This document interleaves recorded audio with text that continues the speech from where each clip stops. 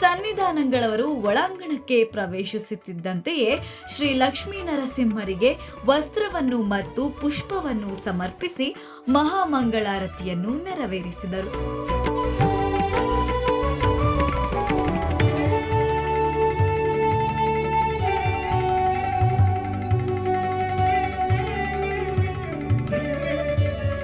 ನಂತರ ಸನ್ನಿಧಾನಗಳವರು ದೀಪ ಪ್ರಜ್ವಲಿಸುವ ಮೂಲಕ ಕಾರ್ಯಕ್ರಮವನ್ನು ಪ್ರಾರಂಭಿಸಲು ಅನುವು ಮಾಡಿಕೊಟ್ಟು ವೇದಿಕೆಯಲ್ಲಿ ತಮಗಾಗಿ ಇರಿಸಲಾಗಿದ್ದ ಆಸನವನ್ನು ಅಲಂಕರಿಸಿದರು.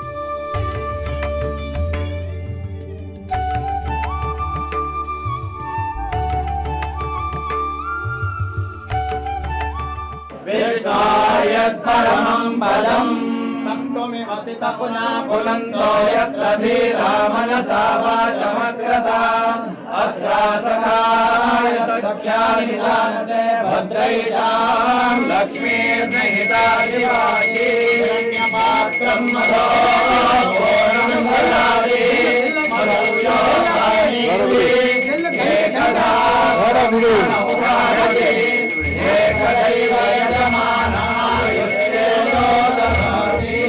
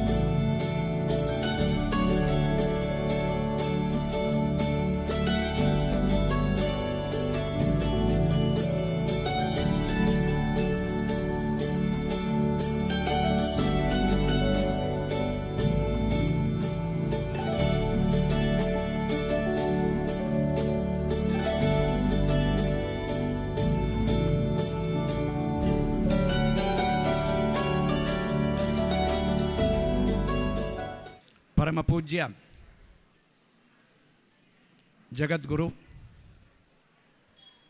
ಶ್ರೀ ಭಾರತೀ ತೀರ್ಥ ಮಹಾಸ್ವಾಮಿಗಳ ಪಾದಾರವಿಂದಗಳಲ್ಲಿ ಭಕ್ತಿಪೂರ್ವಕ ಸಾಷ್ಟಾಂಗ ಪ್ರಣಾಮಗಳನ್ನು ಮಾಡ್ತಾ ನಮ್ಮೊಡನೆ ಉಪಸ್ಥಿತರಿರುವ ಜಗದ್ಗುರು ಶ್ರೀ ಶ್ರೀ ಶ್ರೀ ವಿಧುಶೇಖರ ಭಾರತೀ ಸನ್ನಿಧಾನಗಳವರ ಪಾದಾರವಿಂದಗಳಲ್ಲಿ ಭಕ್ತಿಪೂರ್ವಕವಾಗಿ ಪ್ರಣಾಮ ಮಾಡುತ್ತಾ ಸಭೆಯ ಬಗ್ಗೆ ಎರಡು ವಿಷಯಗಳನ್ನು ಪ್ರಸ್ತಾಪ ಮಾಡಿ ತದನಂತರ ಸ್ವಾಮಿಗಳ ಆಶೀರ್ವಚನಕ್ಕೆ ಅವಕಾಶ ಮಾಡಿಕೊಳ್ಳೋಣ.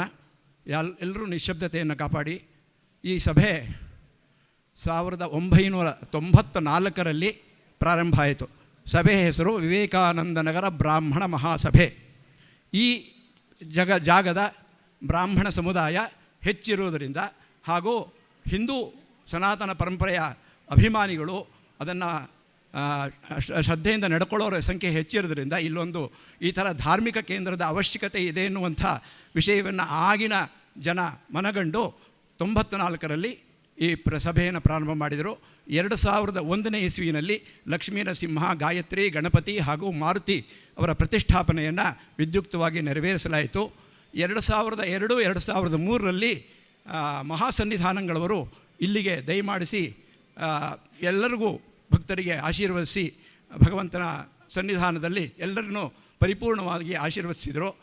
ಇವತ್ತು ನಮ್ಮ ಸೌಭಾಗ್ಯ ಮೈಸೂರು ನಗರಕ್ಕೆ ಸನ್ನಿಧಾನಗಳವರು ಅನೇಕ ಕಾರ್ಯಗಳನ್ನು ಹಮ್ಮಿಕೊಂಡು ಬಂದಿರುವುದು, ಅದರಲ್ಲೂ ನಮ್ಮ ಕ್ಷೇತ್ರಕ್ಕೆ ಅವಕಾಶ ಮಾಡಿಕೊಡ್ತೀವಿ ಅಂತ ಹೇಳಿ ಇಲ್ಲಿ ವ್ಯವಸ್ಥೆ ಮಾಡಿರುವಂಥದ್ದು ನಮಗೆ ತುಂಬ ಸಂತೋಷವನ್ನು ತಂದಿದೆ.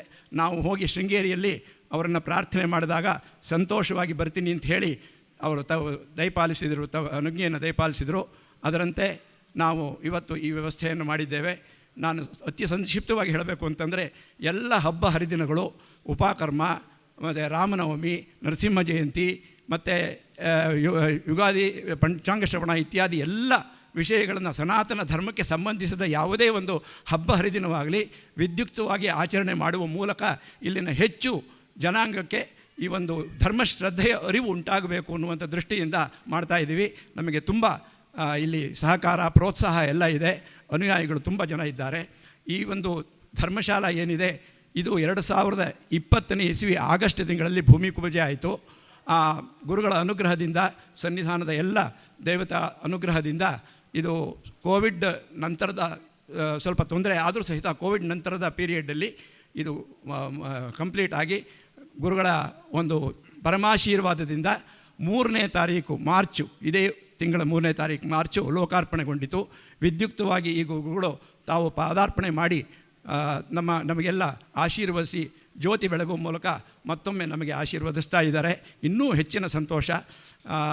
ಈ ಒಂದು ಸಂದರ್ಭದಲ್ಲಿ ಗುರುಗಳನ್ನು ಅತ್ಯಂತ ಭಕ್ತಿಪೂರ್ವಕವಾಗಿ ಇನ್ನೂ ಹೇಳಬಹುದು. ಬಹಳ ಟೈಮ್ ತೊಗೊಂಬಿಟ್ರೆ ಮುಂದಿನ ಕಾರ್ಯಕ್ರಮ ಬೇಕಾದಷ್ಟು ಇರೋದ್ರಿಂದ ನಾನು ಹೆಚ್ಚು ಟೈಮ್ ತೊಗೊಳ್ಳೋದಿಲ್ಲ. ಇಷ್ಟು ಸಾಕು. ಗುರುಗಳನ್ನು ಅನುಗ್ರಹ ಮಾಡಬೇಕು ಅಂತ ಹೇಳಿ ನಾನು ಭಕ್ತಿಪೂರ್ವಕ ಪ್ರಣಾಮಗಳೊಂದಿಗೆ ಸುಸ್ವಾಗತವನ್ನು ಬಯಸ್ತಾ ನಾನು ಗುರುಗಳನ್ನು ಪ್ರಾರ್ಥನೆ ಮಾಡ್ತೇನೆ ಆಶೀರ್ವಚನ ಮಾಡಬೇಕು ಅಂತ.